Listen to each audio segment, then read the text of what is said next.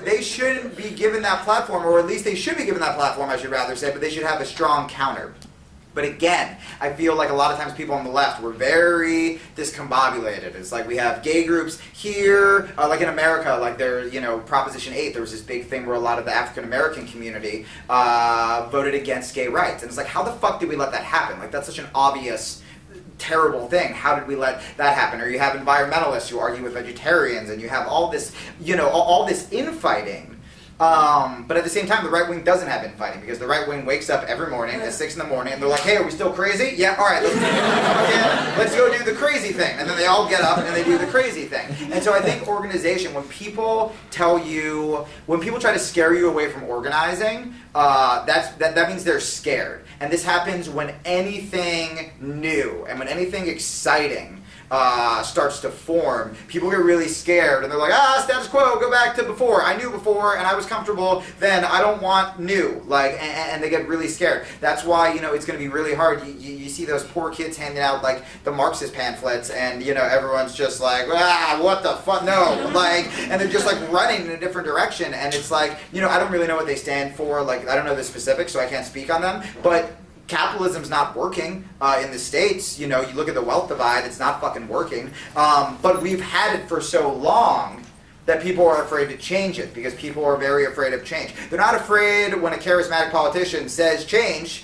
and then they're like, yeah, change. And then if he's like, now we're going to change, like, fucking no. I like the chanting. We can do more chanting. But yeah, So the two things I want to focus on, and the two reasons, I guess, I don't know, I just got, to be honest with you, at the time when I labeled my speech, I was just kind of pissed off because someone was like, you curse too much, and I'm like, fucking atheists are dicks. So I didn't have much evidence to back that up. But no, I think I do. I don't think we're dicks, and that's really why I wanted to open up the way I did. But I think that there are two things we can do better.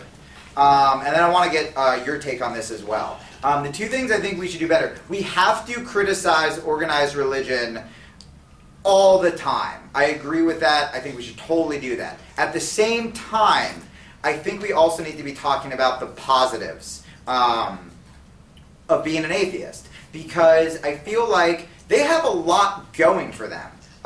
They have, what do we talk about? Oh yeah, fucking presents. They have that. That's exciting, right?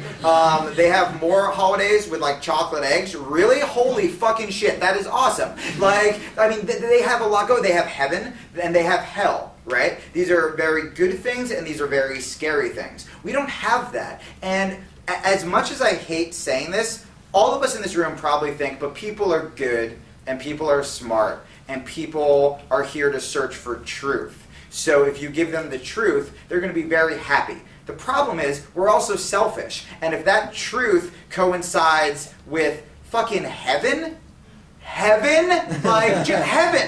anything you want. Heaven, you can see all your fucking dead, that you can eat all the pancakes you want, all of that goofy shit that they're saying, and we're just like, yeah, but fucking we got Darwin. Who gives a shit?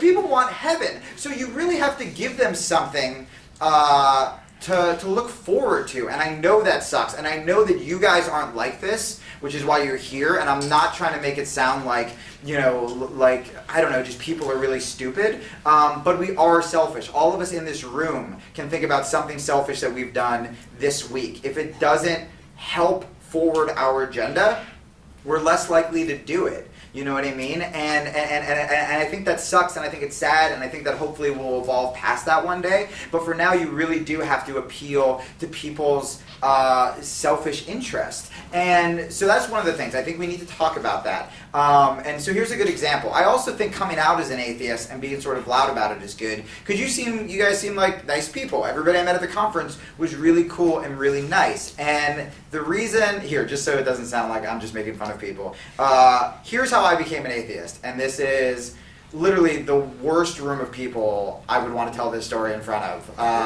But here we go. So I told you I did that awful spiritual, not religious thing, right?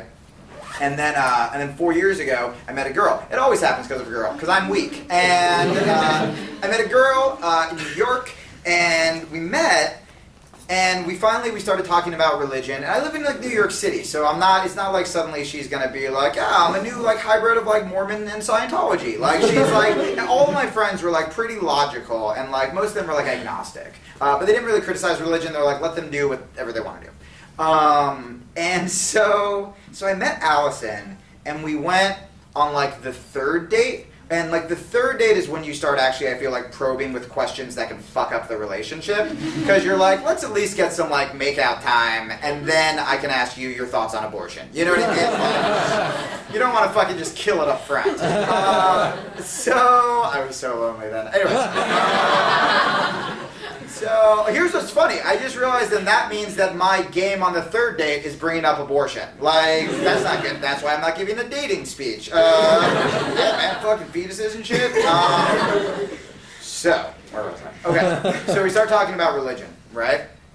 And we agree on the same stuff, you know, I mean, within a month we moved in together, we had gay roommates, you know, clearly I knew she wasn't homophobic, she's a lady, so she probably doesn't want rich white guys telling her what to do with her body.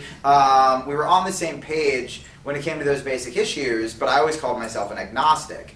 And, oh, this is so terrible to say. Okay, so we're talking about it, and I was feeling pretty good, because, like, we were agreeing on everything, and so finally I tell her, I go, you know, well, I'm an agnostic. And she's like, yeah. And I was like, well, you are too, right? And she was like, yeah, sort of. And suddenly, like, my heart stopped. And now this is somebody, remember, I'm, one, progressive. I'm, two, not a believer of organized religion. I'm very against organized religion. And three, I'm an adult, okay? These are three very important facts to the next line that is going to come out of my mouth. So she goes, I'm an atheist. And I stopped, again, just one more time, progressive, against organized religion, an adult. And I go, but you're going to burn in hell.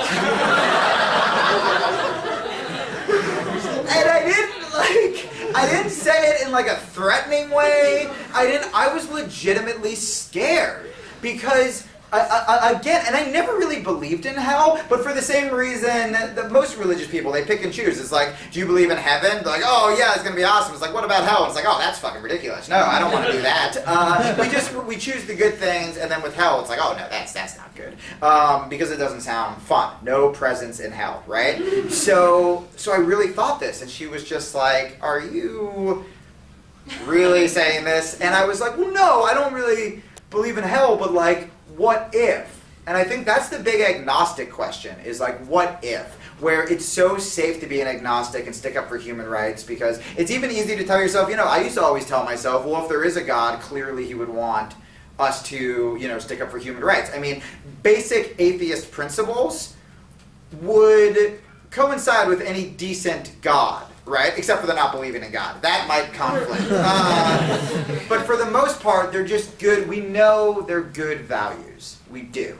So it was easy to talk myself out of it, but I was like, non-belief, like, what if we're fucking wrong? And suddenly over the next couple months, I was like, trying to get her to say she believes in God. I was, and I was already sort of like criticizing religion in my stand-up. Like, I wasn't very good, but I was trying to sort of do it. And, but suddenly I'm like proselytizing for the other side. Because I'm like, what if there is a hell and we're not going to get to see each other? And like, what if I'm in heaven? And I'm like, no, it's that fucking Robin Williams movie with the rainbows and the weird stuff. Like, you don't want that, right? So I got really nervous. And then one day, you guys are going to kill me. I used the classic fucking religious argument. So we go to Niagara Falls, right? And it's fucking beautiful. It's a perfect day. This is, Allison and I were living on like, I know, it's coming.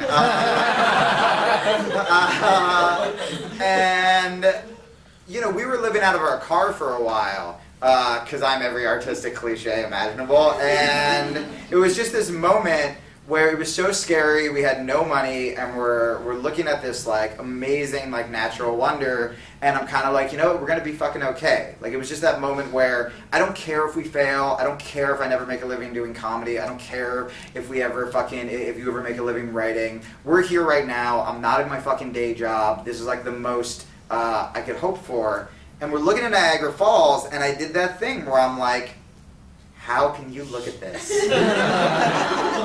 How can you see this and not think that there's